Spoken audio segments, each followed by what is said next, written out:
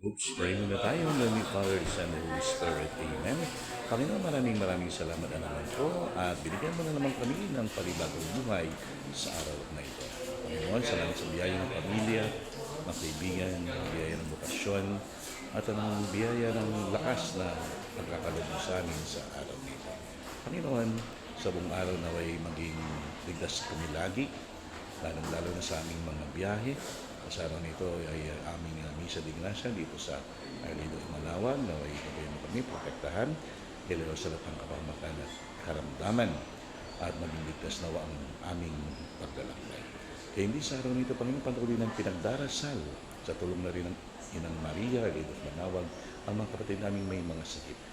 Ituloy mo sila, Panginoon, upang makabalik na sa paglilingkod sa iyo. At gayon din ang mga kapatid namin mo OFW, protektahan mo sila, Panginoon, ilayo sa lahat ng kapamakan at karamdaman, maging mapagmahal nawa o makita nila ang iyong pagmamahal at pagbibay sa kanila upang sa kabila ng kanilang lungkot na naranasan, makita nila lagi ang iyong presensya. Panginoon, sa araw na ito, maging inspirasyon nawa kami sa aming kapwa at naway maging instrumento kami ng iyong buhay na salita. At sa araw na ito, Panginoon, ang pag-ibig mo ang siya nawang maghari sa aming pakikibay sa aming kapwa.